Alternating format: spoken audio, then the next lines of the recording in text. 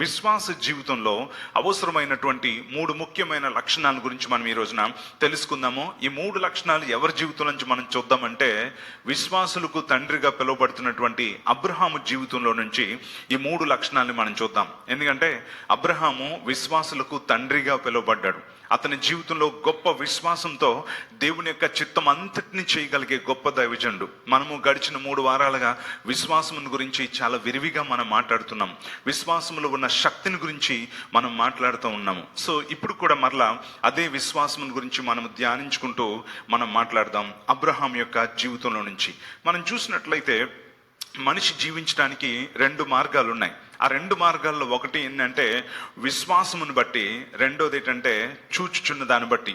కొంతమంది చూచుచున్న దాన్ని బట్టి జీవిస్తూ నడుస్తూ ఉంటారు, కొంతమంది విశ్వాసమును బట్టి నడుచుకుంటూ ఉంటారు. సో అందుకోసమని చెప్పే ఒకటి మనం చూసినట్లయితే ఎక్కువ శాతం మనుషులు బయటికి కనబడిన దాన్ని బట్టి నడుచుకుంటూ వెళ్ళిపోతూ ఉంటారు.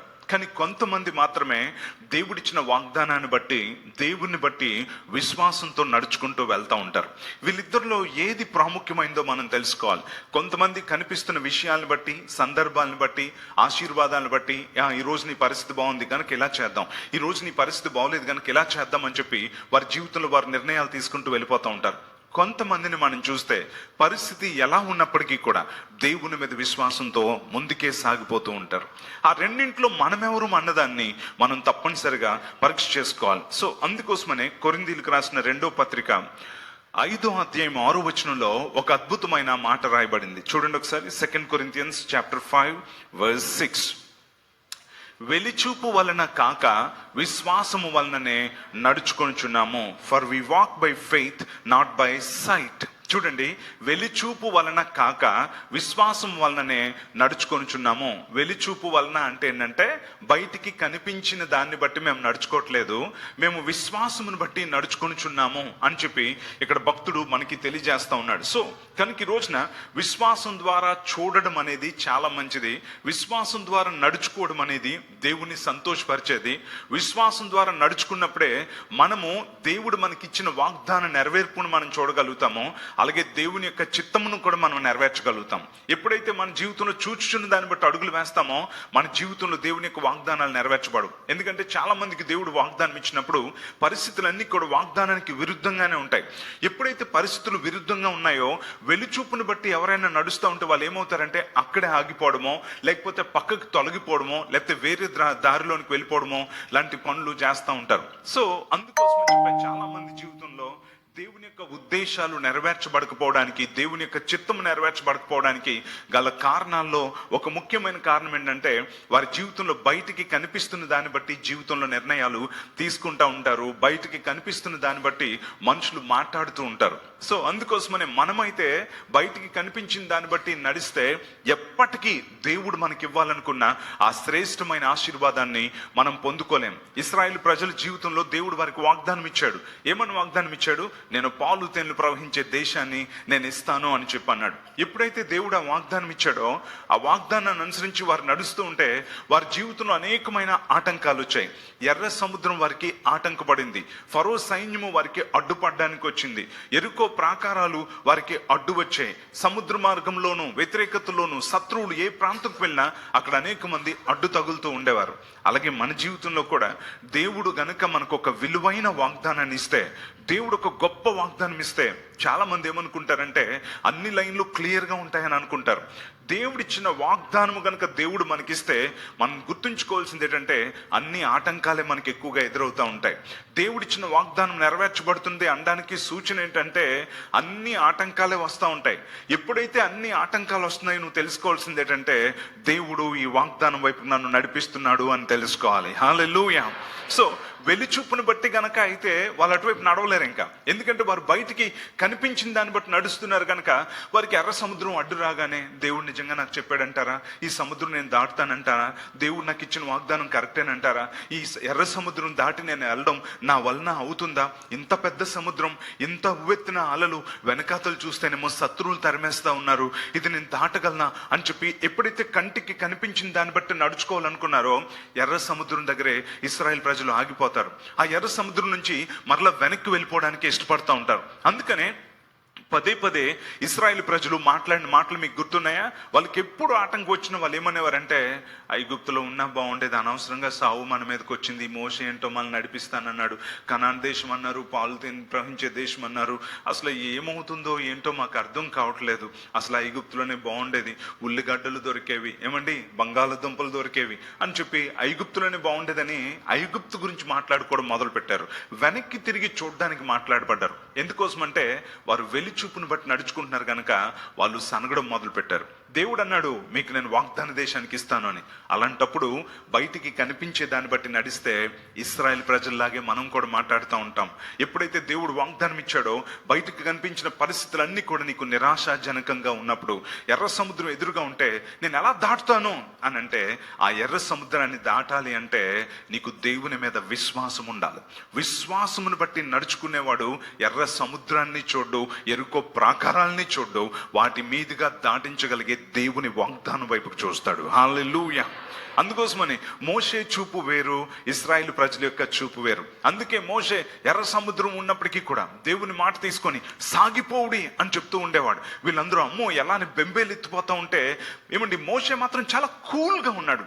ఎందుకోసం అంటే వాళ్ళందరూ వెలిచూపుని బట్టి నడుచుకుంటున్నారు, మోషే విశ్వాసంతో దేవుని వైపుకి చూస్తా ఉన్నాడు. ఎందుకోసం అంటే దేవుడు మోషేకి మాట ఇచ్చాడు, మోషే ఈ ప్రజలను నువ్వు సముద్రమును దాటించి నువ్వు కనాను దేశం వైపుకి నడిపిస్తావు అని చెప్పి. సో మన జీవితంలో కలవరము అనేది ఎప్పుడు వస్తుందంటే, మనము వెలిచూపుని బట్టి నడిచినప్పుడు, విశ్వాసంతో నడుస్తున్నప్పుడు మన జీవితంలో కలవరం అనేది రాదు.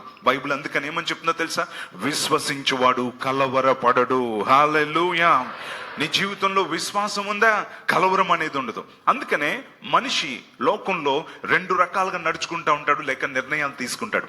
ఒకటి వెలిచూపును బట్టి, అంటే బయటికి కనిపిస్తున్న దాన్ని బట్టి, పరిస్థితులను బట్టి నిర్ణయాలు తీసుకొని నడుచుకుంటాడు.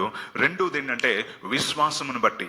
అయితే ఇక్కడ పౌలు భక్తుడు అంటున్నాడు, వెలిచూపు వలన కాక విశ్వాసం వలననే నడుచుకొనిచున్నాము అని అన్నాడు. కనుక మనమే నిర్ణయం తీసుకోవాలి ఈ రాత్రి, నేను ఎలా నడవాలి, నా జీవితంలో నేను నడవడానికి నేను విశ్వాసంతో నడుచుకోవాలా, లేకపోతే బయటికి కనిపిస్తున్న సందర్భాలను బట్టి నేను నడుచుకోవాలనేది నిర్ణయం తీసుకోవాలి. నేను మరలా చెప్తున్నానండి, ఎప్పుడైతే బయటికి కనిపించే విషయాలను బట్టి మనం నడుస్తామో మన జీవితంలో విశ్వాసము ఆవిరైపోతుంది. దేవుడు మనకి ఇవ్వాలనుకున్నటువంటి ఉన్నతమైన వాగ్దానము మన జీవితంలో నెరవేర్చబడకపోవడం అనేది జరుగుతుంది. ఎప్పుడైతే నీ జీవితంలో బయటికి కనిపించిన దాన్ని బట్టి నువ్వు వెళ్తున్నావో, ప్రతి సందర్భంలో కూడా నువ్వు సనుక్కుంటా ఉంటావు, నిన్ను నువ్వే నిందించుకుంటా ఉంటావు, నిన్ను పుట్టించిన దేవుణ్ణి కూడా నువ్వు నిందించే స్థితిలోనికి నువ్వు వెళ్ళిపోతా ఉంటావు. ఇశ్రాయేలు ప్రజలు అందుకోసమని వారికి ఎరుకో అడ్డొచ్చిన, ఆకలి వేసిన, ఆహారం కాస్త ఆలస్యమైన వెంటనే వారు మోషే మీద సనుక్కుంటూ ఉండేవారు, దేవుని మీద సనుక్కుంటూ ఉండేవారు. ఈ అరణ్యంలో మమ్మల్ని చంపడానికి తీసుకొని వచ్చావా, అక్కడ మాకు సమాధులు లేవనుకున్నావా అని మాట్లాడుతూ ఉండేవారు. ఎందుకో తెలుసా? వారు బయటికి కనిపించిన దాన్ని బట్టి నడుచుకుంటా ఉన్నారు. ఒకవేళ ఈ రోజున నువ్వు ప్రతి దానికి సనుక్కుంటూ ఉన్నట్లయితే, ఈ రోజున ప్రతి దానికి నువ్వు నిరాశపడుతూ ఉంటే, నువ్వు ప్రతి దానికి కూడా నువ్వు ట్రాక్ మారిపోయి దేవుని మార్గం నుంచి అటు ఇటు నువ్వు వెళ్తూ ఉంటే, నువ్వు తెలుసుకోవాల్సింది ఏంటంటే, నువ్వు బయటికే విశ్వాసం గురించి మాట్లాడుతున్నావు కానీ, నీకు బయటికి కనిపించిన దాన్ని బట్టి నువ్వు మాట్లాడుతున్నావు కానీ, నువ్వు విశ్వాసమును బట్టి నడుచుకోవట్లేదు అన్న సంగతి తెలుసుకోండి. ఎప్పుడైతే నీ జీవితంలో బయటికి కనిపించిన దాన్ని బట్టి నడుస్తావో, నీ ప్రయాణము మధ్యలోనే ఆగిపోతుందన్న సంగతి తెలుసుకో. దేవుని యొక్క భవిష్యత్ ఉన్నతమైన ప్రణాళిక నీ జీవితంలో నెరవేర్చబడదనే సంగతిని కూడా నువ్వు తెలుసుకోవాలి. కొరింథీయులకు రాసిన 2వ పత్రిక 4వ అధ్యాయం 17వ వచనంలో ఏమని భక్తుడు తెలియజేస్తున్నాడు ఒకసారి చూడండి. ఏమంటున్నాడు? 2 Corinthians chapter 4 verse 17, మేము దృశ్యమైన వాటిని చూడక అదృశ్యమైన వాటిని నిదానించి చూచుచున్నాము.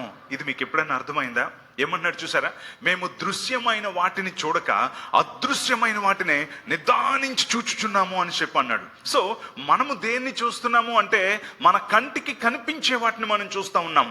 నీ కంటికి కనిపించే ఎర్ర సముద్రాన్ని నువ్వు చూస్తా ఉన్నావు, నీ కంటికి కనిపించేటువంటి ఎరుకో ప్రాకారాలను నువ్వు చూస్తా ఉన్నావు, నీ కంటికి కనిపించే ఎండను నువ్వు చూస్తా ఉన్నావు, నీ కంటికి కనిపించే చలిని నువ్వు చూస్తా ఉన్నావు, నీ కంటికి కనిపించే ఫరోని నువ్వు చూస్తా ఉన్నావు, నీ కంటికి కనిపించే నెఫీలీలను నువ్వు చూస్తా ఉన్నావు, నీ కంటికి కనిపించే జైంట్ పర్సనాలిటీస్ నువ్వు చూస్తున్నావు, నీ కంటికి కనిపించే ప్రతి సమస్యను నువ్వు చూస్తున్నావు. అయితే ఇక్కడ పౌలు భక్తుడు ఏంటంటే, మేము అందరూ చూసేవి మేము చూడలేదబ్బా అని అంటా ఉన్నాడు. మేము దృశ్యమైన వాటిని కాకుండా అదృశ్యమైన వాటిని నిదానించి చూచుచున్నాము అని అంటా ఉన్నాడు. సో దేన్ని బట్టి మనం ఈ రోజున నడుచుకుంటున్నామో, దృశ్యమైన వాటిని బట్ట, వెలిచూపుని బట్ట, బయటికి కనిపిస్తున్న దాన్ని బట్ట, నీ కళ్ళకు కనిపిస్తున్న దాన్ని బట్టి నువ్వు నడుచుకుంటున్నావా? ఒక్కసారి ఆలోచించండి.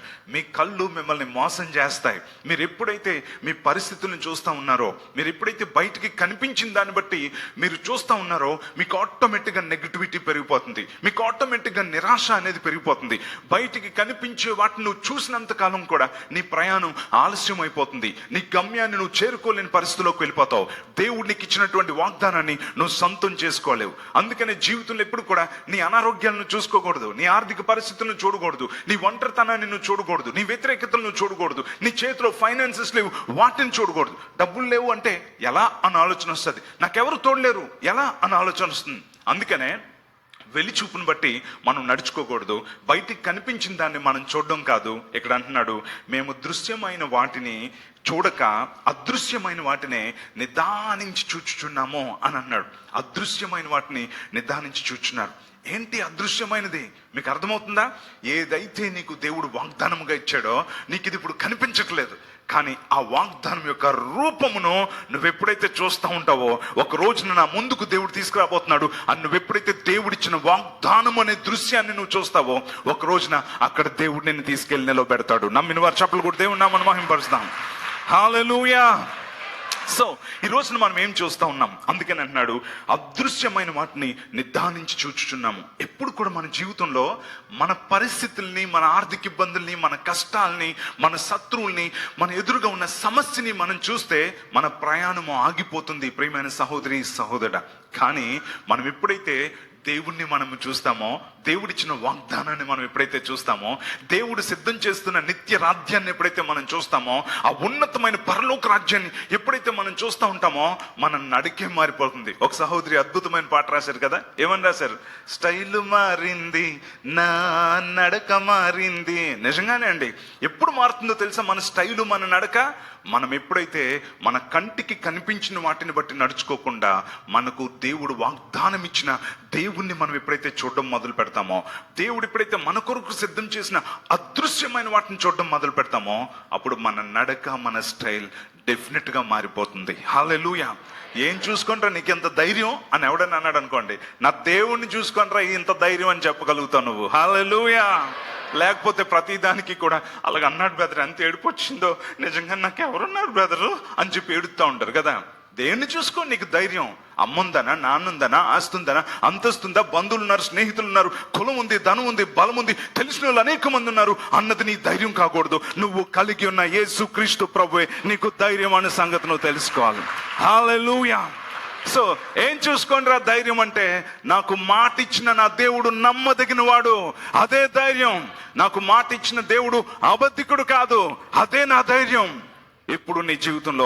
అందుకని దేన్ని బట్టి నడుచుకుంటున్నాం అన్నది చాలా ప్రాముఖ్యమైనదన్న సంగతి నువ్వు తెలుసుకోవాలి. అందుకే పౌలు భక్తుడు అంటున్నాడు, మేము దృశ్యమైన వాటిని కాకుండా అదృశ్యమైన వాటిని నిదానించి చూచుచున్నాము. అదృశ్యమైన వాటిని ఎవడు చూడగలడు నిదానించి అని అంటే, ఎవరైతే విశ్వాసం వలన నడుచుకుంటున్నారో వారు మాత్రమే అదృశ్యమైన వాటిని చూడగలుగుతారు. అందుకోసమని చెప్పే అబ్రహాము దేవుడు అతనికి అదృశ్యమైన వాటిని చూపించడం మొదలు పెట్టాడు. అప్పటి వరకు కూడా తన పరిస్థితులను చూసుకుంటా ఉంటే అన్ని నిరాశాజనకంగా ఉన్నాయి. అబ్రహాం బహుకాలం గడిచిన వృద్ధుడు, హవ్వమ్మ బహుకాలం గడిచిన వృద్ధురాలు. దేవుడు వాగ్దానం ఇచ్చాడు, కానీ వాగ్దానానికి సరిపడేటువంటి శరీరం లేదు, సహకరించేటువంటి పరిస్థితి లేదు. బహుకాలం గడిచిన ఒక వృద్ధురాలు, బాగా ఓల్డ్ బామ్మ, తాత, మళ్ళా కన్సీవ్ అయి బిడ్డలను కండం అనేది బయటికి చూస్తే ఎక్కడన్నా అది వీలవుతుందా? ఎవరైనా సరే నో ఛాన్స్ అండి, దేవుడు వాగ్దానం ఇచ్చాడు అన్నారు. కానీ అబ్రహాం తాత మేబీ మిస్అండర్స్టాండ్ చేసుకున్నాడేమో, అబ్రహాం గారికి దేవుడు అది ఇచ్చిండు, లేకపోతే 100 years బ్రదర్, 99 years బ్రదర్, ఇప్పుడు ఎక్కడ పుడతాడండి అని ఎంతో మంది అంటూ ఉండొచ్చు. కానీ అటువంటి నిరాశలో సైతం అబ్రహాం దేవుడు ఏం చేశాడు తెలుసా? రాత్రి వేళ అంట బయటకు తీసుకొని వచ్చాడంట.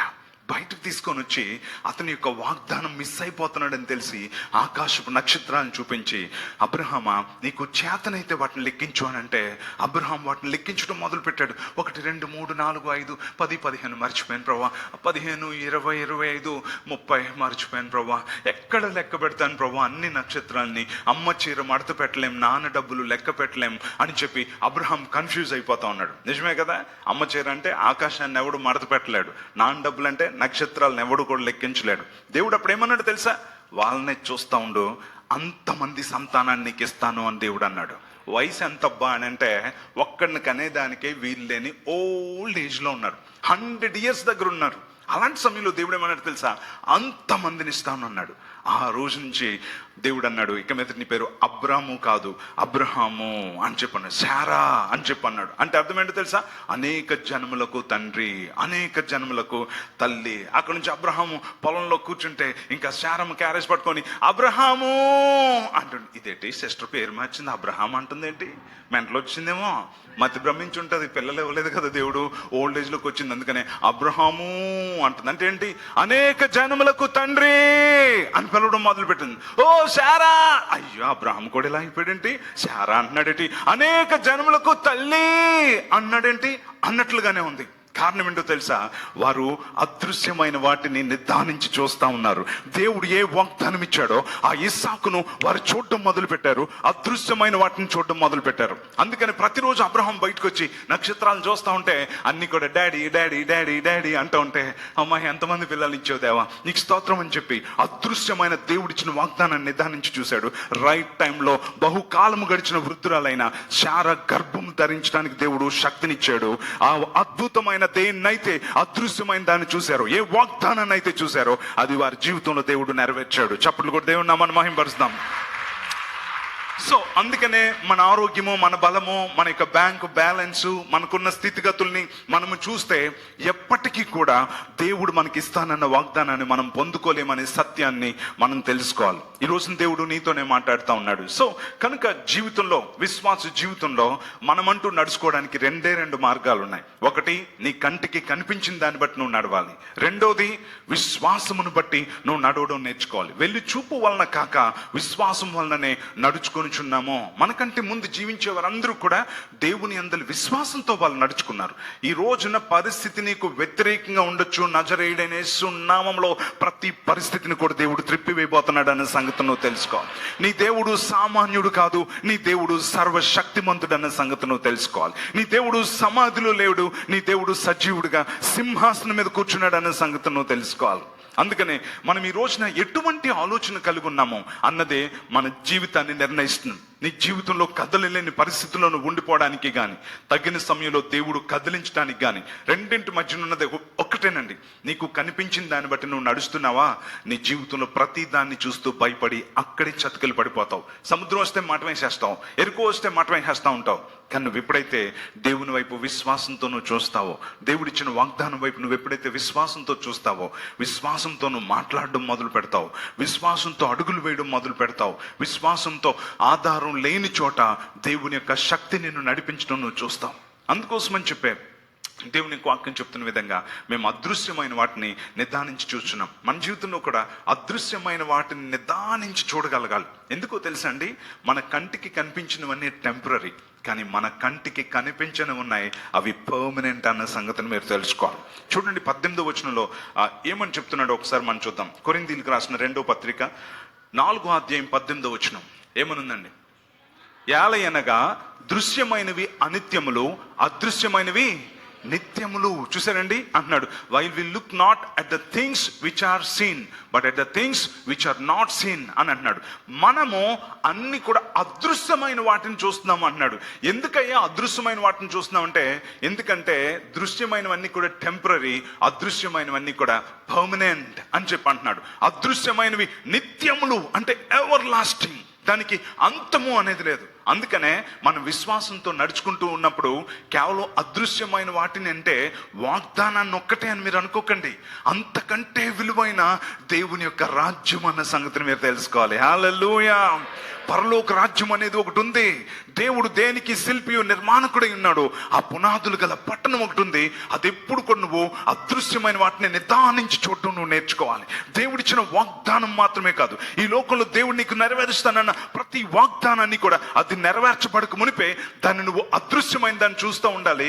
అలాగనే నీవు దేవుని యొక్క రాజ్యమును కూడా, ఎక్కడైతే యుగ యుగాలు నువ్వు జీవించిపోతున్నావో దాన్ని కూడా నువ్వు ఎప్పుడు చూడాలని దేవుడు కోరుకుంటా ఉన్నాడు. హల్లెలూయా. మేము అదృశ్యమైన వాటిని నిదానించి చూచుచున్నాము. అప్పుడే ప్రభు కోసం కడదాకా మనం నించోగలుగుతాం. ఎప్పుడైతే మన జీవితంలో దేవుడు నీ కొరకు, నీ నిత్యత్వం కొరకు దేవుడు సిద్ధం చేసిన ఉన్నతమైన రాజ్యాన్ని నువ్వు విశ్వాసంతో చూడడం మొదలు పెడతావో, నీ ముందు ఎరుకో ప్రాకారం వచ్చినా, సముద్రం వచ్చినా, నువ్వు దేవుని కొరకు శక్తితో నువ్వు నించోగలుగుతావు. హల్లెలూయా. లేకపోతే కుదేలైపోతావు. నీ జీవితంలో వ్యతిరేకత వస్తే కృంగిపోయే పరిస్థితి నీకు వస్తుంది. అందుకని ఈ రోజున పరిశుద్ధాత్మ దేవుడు నీతోనే మాట్లాడుతూ ఉన్నాడు. మన జీవితంలో అందరూ చూసే వాటిని మనం చూడకూడదు. ఈ లోకం అంతా కూడా సమస్యలను, వ్యతిరేకతలను, లేకపోతే కేవలం ఈ లోకంలో ఉన్న అభివృద్ధిని మాత్రమే చూడడం వరకే వారు ఉంటారు. కానీ మన జీవితంలో ఎప్పుడు కూడా మన సమస్యలను చూడకూడదు. కంటికి కనిపిస్తున్న దాన్ని మనం చూడకూడదు. కంటికి కనిపించిన దాన్ని మనం చూడాలి. అది విశ్వాసపు నేత్రములతో మాత్రమే మనం చూడగలము. అది దేవుడు మనకిచ్చిన వాగ్దానములు మనం చూడాలి. అలాగనే దేవుడు దేనికి శిల్పియు నిర్మాణకుడై ఉన్నాడో ఆ పునాదులు గల పట్టణం ఒకటి ఉంది. ఆ పరలోక రాజ్యాన్ని ప్రతి క్రైస్తవుడు కూడా విశ్వాసపు నేత్రాలతో దాని మీద కాన్సన్ట్రేట్ చేయాలన్నమాట. అప్పుడు మన జీవితంలో అక్కడ ఉండాలి అన్నటువంటి విధంగా మనం జీవించడం మొదలు పెడతాము. అప్పుడే మన జీవితంలో వాగ్దానములు నెరవేర్పు కూడా మనము చూడగలుగుతాం. సో కనుక ఈ రోజున విశ్వాసమును బట్టి జీవించుట అనేది దేవుని యొక్క మార్గము. ఏమండి, విశ్వాసమును బట్టి జీవించుట అనేది బైబిల్ మార్గము. ఈ రోజు అబ్రహాము జీవితంలో నుంచి 3 మాటలు నేను మీతో త్వరగా చెప్పాలి అని నేను కోరుకుంటా ఉన్నాను. సో ఇప్పుడు దాకా మనం విన్నాము, మనం నడవడానికి, మనం ఈ లోకంలో జీవించడానికి 2 మార్గాలు ఉన్నాయి. ఒకటి, నీ కంటికి కనిపించిన దాన్ని బట్టి నడవాలి. రెండవదిగా విశ్వాసమును బట్టి నడవాలి. మేము వెలిచూపుబడల కాక విశ్వాసమును బట్టి నడుచుకొనిచున్నాము అన్నారు. ఇందులో ఈ రోజు నువ్వు పరీక్షించుకోవాలనుకుంటే, నువ్వు దేన్ని బట్టి నడుస్తా ఉన్నావు? నీ జీవితాన్ని బట్టి, నీ పరిస్థితిని బట్టి, నీ కంటికి కనిపించిన దాన్ని బట్టి నువ్వు నడుచుకుంటున్నావా? అది నీకు ఎప్పుడు నిరాశనే కలుగు చేస్తుంది, కృంగదీస్తుంది, నీ బలమును కృంగదీస్తుంది, నీ వయస్సును తగ్గిస్తుంది, నిన్ను డిప్రెషన్లోకి తీసుకొని వెళ్తుంది. కానీ నువ్వు ఎప్పుడైతే దేవుని మీద విశ్వాసంతో నువ్వు చూడడం మొదలు పెడతావో, దేవుడిచ్చిన వాగ్దానాలు నువ్వు ఎప్పుడైతే చూడడం మొదలు పెడతావో, దేవుని యొక్క రాజ్యం, అబ్బా ఎంత గొప్ప రాజ్యం దేవుడు నిర్మిస్తున్నాడు అని దాని మీద నువ్వు ఎప్పుడైతే దృష్టిని సారించడం మొదలు పెడతావో, పైకి చూడడం ఎప్పుడైతే నువ్వు మొదలు పెడతావో, ఆ చూపు అనేది కాకుండా పైకి చూసే చూపు చాలా శక్తివంతమైనదిగా ఉంటుంది. అది నీకు ఎప్పుడు కూడా ధైర్యాన్ని ఇస్తుంది అన్న సంగతి చూడండి. ఎప్పుడైనా సరే మీరు పైన కొండ మీదకి వెళ్ళారనుకోండి, ఆ కొండ మీద నుంచి మీరు ఎడ్జ్లోంచి వెళ్తున్నప్పుడు మీరు కిందకి చూశారనుకోండి, చాలా భయం వేస్తుంది, కళ్ళు తిరుగుతాయి. కానీ అందుకోసమనే మీరు ఎప్పుడైనా జైంట్ వీల్ కానీ, రోలర్ కోస్టర్ కానీ ఏదైనా ఎక్కేటప్పుడు కిందకు చూసారా మీ పని అయిపోద్ది. అందుకని ఎప్పుడైనా సరే బయట ఎలా చూడడం, అది ఏది వెళ్తున్నా మనకు తెలియదు, అనుకుంటుండడమే. ఎందుకంటే కిందేమో మనకు కనబడదు. అదే నువ్వు కిందకు చూసావు అనుకో, చాలా కనిపిస్తాయి. మీరు సింగపూర్లో కానీ ఎక్కడైనా రోలర్ కోస్టర్స్ కాటుకు వెళ్తే ఆడు మొత్తం తిప్పేస్తాడనమాట మనల్ని, మొత్తం ఆపండ్రో అన్నా సరే ఆపడం కదా. సో అందుకని అది అంటూ ఉంటది. అలాంటప్పుడు అది ఎలాగంటున్నప్పుడు నువ్వు చూసి ఓ అని అరుస్తూ ఉంటావు. అది ఎలా వెళ్తున్నా నువ్వు ఎలాగే చూడు, కావలిస్తే నేను అలాగే చేస్తాను ఎప్పుడు కూడా, నాకు భయం అందుకోసం అని చెప్పి. సుష్మితకి అయితే అస్సలు భయం ఉండదు. అలాంటివి ఎక్కడానికి వాళ్ళు ఇష్టపడుతూ ఉంటారు. నన్ను బలవంతంగా ఎక్కిస్తే నేను అస్సలు కింద చూడను, అలా పైకే చూస్తాను ఇక అంతే, ఏముండదండి అసలు. మనం ఎంత వెళ్తున్నా మనకేమనిపించదు. అలాగే ఎంత భయం కలిగించే పరిస్థితుల్ని చుట్టూ ఉంటే సాతాను వాటిని చూపించాలనుకున్నప్పుడు కూడా, నీ ఎప్పుడైతే నువ్వు ఆకాశం అందు ఆసీనుడైన వాడా, నీ తట్టు నా కన్నులెత్తుచున్నాను అని చెప్పి నువ్వు ఎప్పుడైతే పైకి చూడడం నేర్చుకుంటావో, ఎన్ని వచ్చినా సరే అవి నిన్ను భయపెట్టడం మానేస్తాయి. నమ్మిన వారు చప్పట్లు కూడా దేవుని నామమున మహిమపరుస్తాం. హల్లెలూయా. సో కనుక ఈ రోజున మనం తెలుసుకోవాల్సింది ఏంటంటే, అబ్రహాము జీవితంలో నుంచి 3 పాఠాలు. మొట్టమొదటి, ఈ రోజు నుంచి ఎంతమంది విశ్వాసంతో చూడడానికి సిద్ధంగా ఉన్నారు? హల్లెలూయా. విశ్వాసంతో మనం చూడడం అనేది మనం నేర్చుకోవాలి. సో అబ్రహాం జీవితంలో నుంచి 3 ముఖ్యమైన లక్షణాలు మనం చూద్దాం. నిజమైన విశ్వాసము విధేయత చూపడానికి ఇష్టపడుతుంది. చెప్దామండి, నిజమైన విశ్వాసము విధేయత చూపడానికి ఇష్టపడుతుంది. True faith involves willingness to obey. నిజమైన విశ్వాసం ఎప్పుడు కూడా విధేయత చూపించడానికి ఇష్టపడుతుందన్న సంగతి మనం తెలుసుకోవాలి. హెబ్రీయులకు రాసిన పత్రిక 11వ అధ్యాయం 8వ వచనం మనం అబ్రహాం జీవితం నుంచి చూసుకుంటా ఉన్నాము. చూడండి ఏమనుందో. Hebrews chapter 11 verse 8. అబ్రహాము పిలువబడినప్పుడు విశ్వాసమును బట్టి ఆ పిలుపునకు లోబడి ఏమనుందండి? By faith Abraham, when he was called to go out into a place which he should after receive for an inheritance, obeyed అనే మాట మనం చూస్తున్నాం. By faith Abraham obeyed అనే మాట ఉంది. విశ్వాసమును బట్టి అబ్రహాము పిలువబడినప్పుడు ఆ పిలుపునకు లోబడి అనే మాట ఉంది. చూడండి, ఒక వ్యక్తిలో గనుక నిజంగా విశ్వాసమును బట్టి నడుచుకుంటున్నాడు అంటే ఆ వ్యక్తిలో ఉండే మొట్టమొదటి లక్షణం ఏంటంటే ఆ వ్యక్తి దేవునికి లోబడ్డం మొదలు పెడతా ఉంటాడు. నేను మనుషులకు లోబడ్డ గురించి నేను ఈ రోజున మాట్లాడలేదు, దేవునికి లోబడుట గురించి మాట్లాడుతున్నాను. నిజమైన విశ్వాసము వెళ్లి చూపు వలన కాక విశ్వాసం వలనే నడుచుకుంటున్నాను అనేటువంటి దానికి ఉండే ఫస్ట్ సైన్ ఏంటంటే తప్పనిసరిగా వాళ్ళు దేవునికి లోబడ్డం అనేది మనము చూస్తాము. అందుకోసం అని చెప్పే అబ్రహాము విశ్వాసమును బట్టి ఆ పిలుపుకు లోబడెను. ఆదికాండం 12వ అధ్యాయం 1 నుంచి 4 వచనాలు చూడండి ఏమనుందో. Genesis chapter 12 verses 1-4. యెహోవా, నీవు లేచి నీ దేశం నుండి నీ బంధువుల యొద్ద నుండి నీ తండ్రి ఇంటి నుండి బయలుదేరి నేను నీకు చూపించు దేశమునకు వెళ్ళుము. నిన్ను గొప్ప జనముగా చేసి నిన్ను ఆశీర్వదించి నీ నామమును గొప్ప చేయుదును, నీవు ఆశీర్వాదముగా నందువు. నిన్ను ఆశీర్వదించి వారిని ఆశీర్వదించేదును, నిన్ను దూషించి వారిని శపించేదును. భూమి యొక్క సమస్త వంశములు నీ యందు ఆశీర్వదింపబడినని అబ్రాముతో అనగా యెహోవా అతనితో చెప్పిన ప్రకారము. అంతే అండి, దేవుడు అతనితో చెప్పిన ప్రకారము అబ్రాము బయలు వెళ్ళాడంట. అందుకే అబ్రహాము విశ్వాసమును బట్టి ఆ పిలుపునకు లోబడి, అబ్రహామా నీ తండ్రి ఇంటి నుంచి నువ్వు రా. అది ఉర్ అనే ప్రాంతంలో అబ్రహాం కుటుంబం నివసిస్తూ ఉండేది. వారి కుటుంబం విగ్రహాలను తయారు చేసేటువంటి కుటుంబం, వెల్ సెటిల్డ్ ఫ్యామిలీ ఒక విధంగా. అయినప్పటికీ కూడా దేవుడు అబ్రహామును అక్కడి నుంచి పిలుచుకొని నేను చెప్పే దేశానికి నువ్వు బయలుదేరు. ఎక్కడికి వెళ్ళాలో తెలియదు, తాను ఎక్కడికి వెళ్ళాలో అది ఎరుగక బయలు వెళ్ళినని బైబిల్ మనకు చెప్తాం. తను ఎక్కడికి వెళ్ళాలో తెలియదు, కానీ తను పిలిచిన వాడు నమ్మదగిన వాడు అని అబ్రహాముకు తెలుసు కనుక అబ్రహాము విశ్వాసమును బట్టి దేవుడు చెప్పిన ప్రదేశానికి బయలు వెళ్ళాను అని ఉంది. సో నువ్వు విశ్వాసమును బట్టి నడుచుకుంటున్నావు అనడానికి ఒక ఫస్ట్ అండ్ గుడ్ సైన్ ఏంటంటే నువ్వు దేవునికి విధేయత చూపిస్తావు. నువ్వు ఎప్పుడైతే దేవుని యొక్క వాక్యం వింటున్నావో ఆ వాక్యానికి నువ్వు ఎటువంటి రీజన్స్ అడగకుండా విధేయత చూపించడం అనేది నువ్వు నేర్చుకుంటావు. అదే నిజమైన విశ్వాసం వలన నడుచుకుంటున్నాము అనడానికి ఒక మంచి సూచన అన్న సంగతి తెలుసుకోవాలి. మన జీవితంలో దేవునికి విధేయత చూపిస్తున్నాము అంటే మనము ఆయన మీద ఎంత విశ్వాసం ఉంచకపోతే ఆయన మీద మనం విధేయత చూపిస్తాం. ఒకసారి ఆలోచించండి, మీద మనం విధేయత చూపిస్తాం. ఒకసారి ఆలోచించండి, ఒక మంచి మేలు జాతి కుక్క, ఆ కుక్కని ఎవరు పిలిచినా సరే వస్తుందేమో చూద్దామని చెప్పి అనుకొని దాన్ని ఏం చేశారంటే ఒక స్టేజ్ మీద కూర్చోబెట్టి బాల్ ఇలా అంత దూరంలో పడేశారు. పడేసినాక మొట్టమొదట ఒక బ్యాంకర్ వచ్చాడు అనమాట, ఒక బ్యాంక్ మేనేజర్ వచ్చాడు. వచ్చి అతను ఏమన్నాడంటే, జాష్ వెళ్ళి ఆ బాల్ తీసుకురా అని చెప్పంటే ఆ కుక్క అసలు కదలలేదు. నువ్వెవడో నాకెందుకు, నేనెందుకు తీసుకురావాలని అలాగే ఊరుకుందనమాట కుక్క. ఆ తర్వాత ఏమైందంటే ఒక మంచి బాడీ బిల్డర్ వచ్చాడు, మన నూనె రాసుకొని మంచిగా వచ్చి అతను కూడా చెప్పాడు, జాష్ వెళ్ళి ఆ బాల్ తీసుకొని రా అని చెప్పి అన్నాడు. ఒకసారి చూసింది ఎలా ఊరుకుంది, నువ్వెవడరా అని చెప్పి. సో వాడి మాట కూడా వినలా. తర్వాత ఒక మంచి సినిమా యాక్టర్ని, ఒక సెలబ్రిటీని తీసుకొని వచ్చారు. చాలా అందంగా ఉందన్నమాట. ఆమె వచ్చింది, జాష్ వెళ్ళి బాల్ తీసుకురా అని చెప్పంటే తోక ఊపి ఎలా చూసి అది మళ్ళీ అలాగే ఊరుకుందనమాట. అంతే, అంతకుమించి ఏం చేయాల.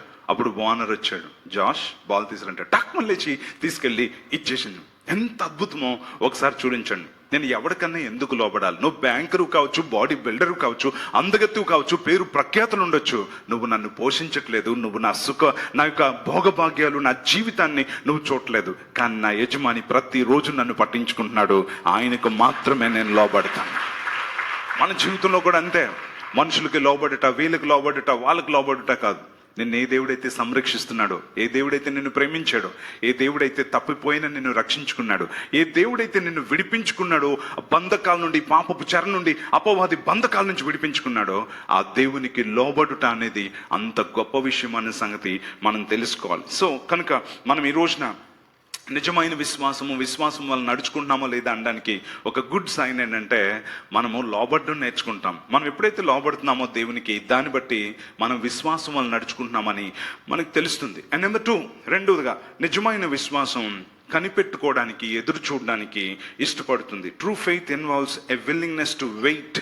నిజమైన విశ్వాసం ఏం చేస్తుందంటే అండి, కనిపెట్టుకోవడానికి, ఎదురు చూడడానికి ఇష్టపడుతుందనే సంగతి మనం నేర్చుకోవాలి. అబ్రహాం జీవితంలో వాగ్దానం నెరవేర్చబడడానికి 25 సంవత్సరాలు అబ్రహాం కనిపెట్టుకొని ఉండాల్సి వచ్చింది. దేవుడు మన విశ్వాసంతో ఎదురు చూస్తూ ఉంటే వెయిట్ అని చెప్తూ ఉంటే దేవుడు మన విశ్వాసం నుంచి మనల్ని కృంగదీయాలనో భ్రష్టులుగా చేయాలనో కాదు.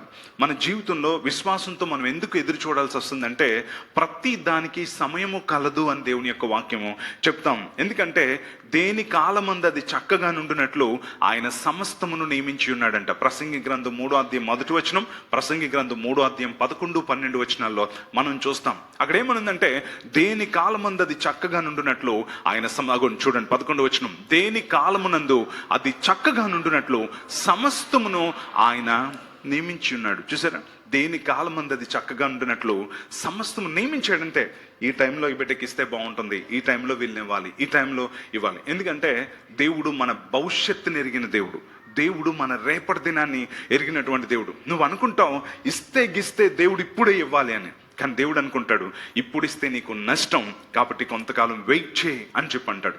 నిజమైన విశ్వాసం ఏం చేస్తుందో తెలుసా? ఆయన మీద నిజంగా విశ్వాసం ఉంటే ఆయన నా యజమానుడు, నా కొరకు ప్రాణం పెట్టాడు, నన్ను ప్రేమించిన దేవుడు అనుకునే విశ్వాసము ఆఖరి దాకా కూడా, ఆఖరి శ్వాస వరకు కూడా ఎదురు చూడడం అనేది నేర్చుకుంటుంది. అందుకోసమని ఇక్కడ బైబిల్ ఎంత చక్కగా మనకు తెలియజేస్తుంది అన్నది మనం ఇప్పుడు చూసాం. దేని కాలం అది చక్కగా నుండినట్లు ఆయన సమస్తము నియమించాడు. ఏ కాలంలో అది ఉంటే అది చక్కగా ఉంటుంది కదా, ఆ టైంలో అదే ఉండాలి కదా. 14 సంవత్సరాలకి చదువుకోవాలి, చదువుకోకుండా నాకు పిల్ల కావాలి, పెళ్లి కావాలి అన్నాడు అనుకో, పెళ్లి చేస్తాడా నాన్న? కర్ర పెళ్లి చేస్తాడు కావలిస్తే. ఎందుకంటే అది ఆడి కాలం కాదు, ఆ కాలంలో వాడు చదువుకోవాల్సిన కాలం. ఒక 25, 26 వస్తే అప్పుడు వాడు అడగకుండానే నాన్నే చూడడం మొదలు పెడతా ఉంటాడు కదా. సో ప్రతి దానికి ఒక సమయం అనేది ఉంటుందని మనకు కూడా తెలుసు. కిచెన్లో కూరగాయలు కోస్తా ఉంటే చిన్నప్పుడు బేబీ వచ్చి నాకు కత్తి కావాలి, కత్తి కావాలంటే ఇస్తామా? ఒక్కటి ఇస్తాం. కానీ సర్టన్ ఏజ్ వచ్చినాక మనమే అంటాం నాన్న ఆ కిచెన్లో నైఫ్ తీసుకొని రా అని చెప్పి. ఎందుకంటే ఏ కాలంలో బిడ్డకి ఏది ఇవ్వాలో ఒక తల్లిగా తండ్రిగా మనకే అంత తెలిస్తే, మనల్ని పట్టించుకొని మనల్ని ప్రేమించి మన కొరకు ప్రాణం పెట్టి తన రూపునిచ్చి రక్షించిన దేవునికి మనకి ఎప్పుడు ఏది ఇవ్వాలో తెలీదా? ఒక్కసారి ఆలోచించండి. సో అందుకని నిజమైన విశ్వాసము దేవుని కొరకు ఎదురు చూస్తుంది. అది నిజమైన విశ్వాసం అనే సంగతి తెలుసుకోవాలి. హెబ్రీయులకు రాసిన పత్రిక 11వ అధ్యాయం 11వ వచనంలో ఎప్పుడైతే విశ్వాసంతో వారు ఎదురు చూశారో ఆ విశ్వాసం వాళ్ళకి ఏం చేసిందో తెలుసా? ఏమండి, గర్భము ధరించడానికి శక్తినిచ్చిందంట. చూద్దాం ఒకసారి. Hebrews chapter 11 verse 11. విశ్వాసమును బట్టి శారాయి వాగ్దానం చేసిన వాడు నమ్మదగిన వాడని ఎంచుకొనెను గనుక తాను వయస్సు గతించినదైనను గర్భము ధరించుటకు. అంతే అండి, వాగ్దానం చేసిన వాడు నమ్మదగిన వాడని ఎంచుకొనెను గనుక తాను వయస్సు గతించినదైనను. అంటే ఎంత కాలం అయిపోయిందో చూడండి. వాగ్దానం చేసిన వాడు నమ్మదగిన వాడు అని విశ్వాసం వచ్చింది కనుక వయస్సు గతించిపోయినా ఆ విశ్వాసం ఏం చేసిందంటే గర్భం ధరించడానికి శక్తినిచ్చిందండి. అవునండి, మన జీవితంలో దేన్నన్నా ఈ కాలంలో కుదరదు అన్నది కూడా కుదిరేలా చేసేది ఏంటంటే దేవుని అందలి విశ్వాసము అనే సంగతి తెలుసుకోవాలి. అందుకే ఎదురు చూపులు అనేవి నిజమైన విశ్వాసానికి ఉండే లక్షణం. మొట్టమొదటిది, విశ్వాసం వల్ల వ్యక్తి నడుచుకుంటున్నాడు అనడానికి ఫస్ట్ సైన్ ఏంటంటే ఆ వ్యక్తి విధేయత చూపిస్తాడు. రెండవదిగా ఈ వ్యక్తి విశ్వాసం బట్టి నడుచుకుంటున్నాడు అనడానికి రెండవ మంచి సైన్ ఏంటంటే ఆ వ్యక్తి ఎదురు చూడడానికి ఇష్టపడతాడన్న సంగతి తెలుసుకోవాలి. సో కనుకనే ఎదురు చూచుట అనేది క్రమశిక్షణ జీవితంలో చాలా ప్రాముఖ్యమైనదన్న సంగతి తెలుసుకోవాలని దేవుడు కోరుకుంటున్నాడు. కనుకనే ఎప్పుడైనా సరే దేవుడు వేచి ఉండండి అని చెప్పాడు అంటే మనము విశ్వాసంతో వేచి ఉండడం నేర్చుకోవాలి. ఎందుకు మళ్ళా నేను చెప్తున్నాను, దేవుడు మన జీవితంలో ఎదురు చూసేవాడు విశ్వాసి అని దేవుడు అన్నాడు. మనం అనుకుంటాము మన విశ్వాసము సన్నగిల్లిపోవాలని దేవుడు అలా చెప్పాడని. కాదు, దేవుడు ప్రతిదానికి సమయాన్ని నిర్ణయించాడు గనక ఆ సమయం వరకు విశ్వాసం ఉంటేనే నువ్వు ఎదురు చూస్తావు. అప్పుడు ఏ కాలమందు అది చక్కగా ఉండాలని దేవుడు నిర్ణయించాడో ఆ టైంలో దేవుడు నీకు అది అనుగ్రహిస్తాడు. హల్లెలూయా. సో అందుకని ఎదురు చూపులు అనేవి ఎంత ప్రాముఖ్యమైనవి. పరిశుద్ధాత్మ నింపుదల గురించి యేసుక్రీస్తు ప్రభు ఏమని చెప్పాడు? లూకా సువార్త 24వ అధ్యాయం 49వ వచనం ఒకసారి చూడండి. Luke chapter 24 verse 49. ఇదిగో నా తండ్రి వాగ్దానం చేసినది, ఏమంటున్నాడు చూడండి, ఇదిగో నా తండ్రి వాగ్దానం చేసినది మీ మీదికి పంపుచున్నాను, మీరు పైనుండి శక్తి పొందు వరకు పట్టణంలో నిలిచి ఉండుడని వారితో చెప్పాను. పైనుండి శక్తి పొందేంత వరకు మీరు ఏం చేయాలి? పట్టణంలో నిలిచి ఉండండి అని చెప్పి అంటా ఉన్నాడు. ఉండండి, ఇక్కడే ఉండండి, అలా వెయిట్ చేయండి అని చెప్పి అంటా ఉన్నాడు. దేనికంటే పరిశుద్ధాత్మ యొక్క నింపుదల కొరకు విలియం కేరీ ఒక ఆత్మను సంపాదించడం కోసం బర్మాలో 7 సంవత్సరాలు వెయిట్ చేశాడంట. 7 సంవత్సరాలు ఎదురు చూసినాక ఒక్క వ్యక్తి యేసుక్రీస్తును సొంత రక్షకుడిగా అంగీకరించాడు బర్మాలో.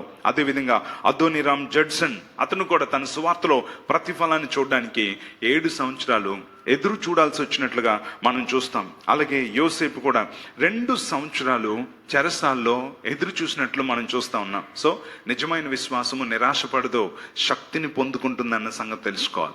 నిజమైన విశ్వాసము ఆలస్యం అవుతుంటే నిరాశపడదు. నిజమైన విశ్వాసము ఆలస్యం అవుతుంటే ఏమండి శక్తి పొందుకుంటుంది. ఆ వాగ్దానమును పొందుకోవడానికి శక్తిని పొందుకుంటుంది అన్న సంగతిని మనకు దేవుని యొక్క వాక్యము విరివిగా తెలియజేస్తుంది. సో కనుకనే waiting time is never wasted time. ఎదురు చూసే సమయం ఎప్పుడు కూడా వృధా సమయము కాదు అన్న సంగతి తెలుసుకోవాలి. దేవుడు ఆ సమయంలో నీ కొరకు కార్యం చేస్తూనే ఉంటాడు. ఆ సమయం నీకు చీకటిగా ఉండొచ్చు, కానీ అది దేవునికి చీకటిగా ఉండదు అనే సంగతి నువ్వు తెలుసుకోవాలి. నువ్వు ఎదురు చూస్తున్న సమయంలో దేవుడు పని చేస్తూ ఉంటాడు, కానీ ఆ టైం వచ్చినప్పుడు దేవుడు నీకు దాన్ని తీసుకొని వస్తాడు. హల్లెలూయా. సో అందుకోసమని నిజమైన విశ్వాసము ఎదురు చూస్తుంది అనే సంగతిని మనం తెలుసుకోవాలి. ఎప్పుడైతే ఎదురు చూస్తామో ఏమవుతుందంట? 40వ కీర్తన మొదటి 3 వచనాలు ఒకసారి చూడండి. Psalm 40 verses 1-3. యెహోవా కొరకు నేను సహనముతో కనిపెట్టుకుంటుని. కొంచెం I weighted patiently for the lord అని అంటా ఉన్నాడు. యెహోవా కొరకు నేను సహనముతో కనిపెట్టుకుంటుని, ఆయన నాకు చెవియుగి నా మొర ఆలకించాడు. తర్వాత ఏం చేశాడు?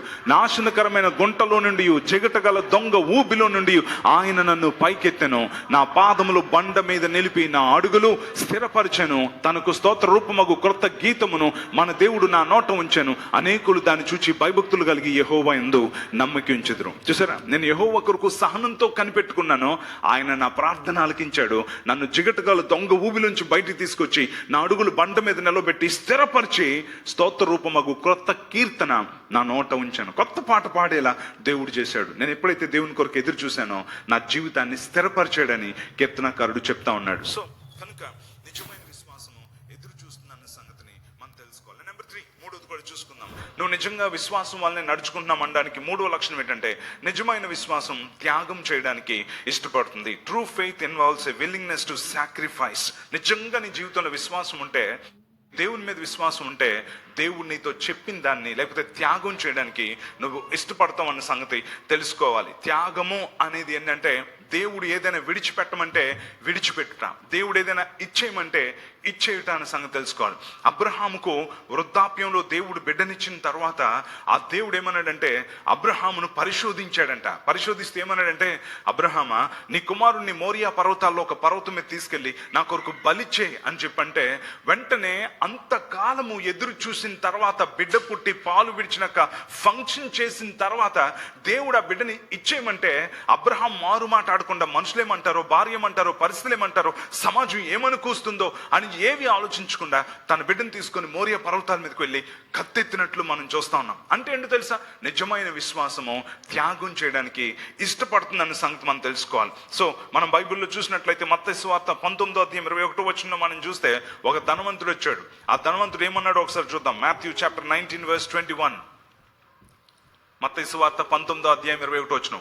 అందుకు యేసు, నీవు పరిపూర్ణమగుట కోరిన ఎడల పోయి నీ ఆస్తిని అమ్మి బీదలకిమ్ము, అప్పుడు పరలోకమందు నీకు ధనము కలుగును, నీ వచ్చి నన్ను వెంబడించమని అతనితో చెప్పాను. అప్పుడు ఏమన్నాడు అతడు? అయితే ఆ యవనస్తుడు మిగుల ఆస్తి గలవాడు గనుక ఆ మాట విని వ్యసన పడుచు వెళ్ళిపోయాను. ఇక్కడ ఒక యవనస్తుడు వచ్చాడు, బాగా ధనవంతుడు వచ్చాడు. అతడు ఏవేవో అడుగుతా ఉన్నాడు. నిత్యరాజ్యంలోకి వెళ్ళాలంటే ఎలా ఉండాలి, పరిపూర్ణుడిగా ఉండాలంటే ఏం చేయాలంటే యేసు ఏమన్నాడు తెలుసా? నువ్వు నిజంగా అవన్నీ కావాలనుకుంటే, నీకు నిజంగా నమ్ముకుంటే దొరుకుతుంది అంటే నీ ఆస్తి అంతా అమ్మిసి బేదలకు ఇచ్చి నాతో వచ్చాయంటే ఆ వ్యక్తి వెంటనే త్యాగం చేయడానికి ఇష్టపడలేదు.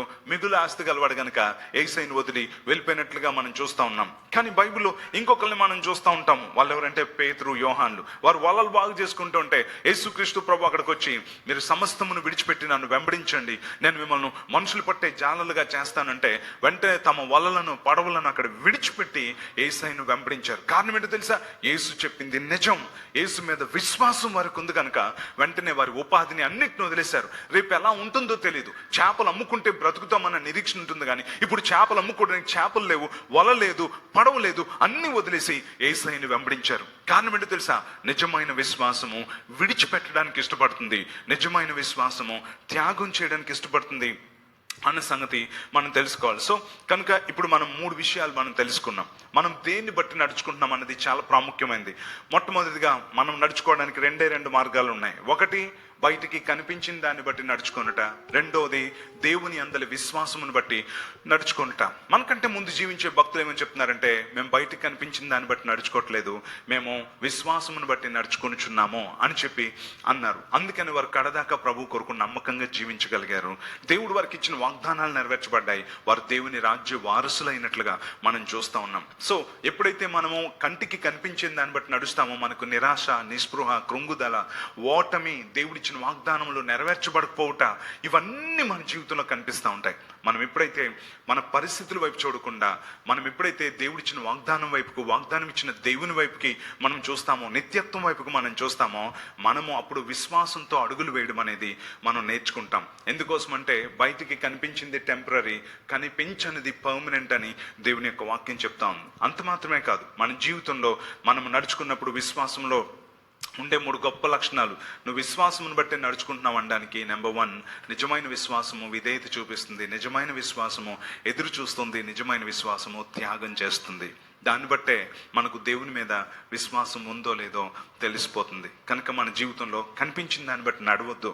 నీ జీవితంలో ఈ రోజున్న వ్యతిరేకత, కష్టాలు, ఒంటరితనము, బాధ, ఆకలి బాధలు, అవమానాలు, నిందలు, డాక్టర్ చెప్పిన మాటలు, పరిస్థితులు, వాటిని చూస్తే నీకు రోజు రోజుకి నిరాశ వచ్చి, అయ్యో నా జీవితం అప్పుడే అయిపోయిందా అన్నట్టుగా నీకు ఉంటుంది. ఏంటి నేను ఇలా ఉండిపోయాను అని అనిపిస్తూ ఉంటుంది. ఒంటరిగా ఉన్నప్పుడు నా బ్రతికేంటి ఇలా అయిపోయింది, అందరూ బాగున్నారు అని అనిపిస్తూ ఉంటుంది. కనుక ఎప్పుడు నీ బయటికి కనిపించిన దాన్ని నువ్వు చూడకు, అది నిజం కాదు. నువ్వు విశ్వాసంతో ఏదైతే చూస్తున్నావో అది నిజం అన్న సంగతి తెలుసుకో. ప్రతి దానికి దేవుడు సమయం నిర్ణయించాడు. ఆ సమయం వరకు నువ్వు ఎదురు చూడాలి అంటే అది దేవుని అందలి విశ్వాసం వల్లనే సాధ్యం అన్న సంగతి తెలుసుకో. అందరూ లేచి నించొని చిన్న ప్రార్థన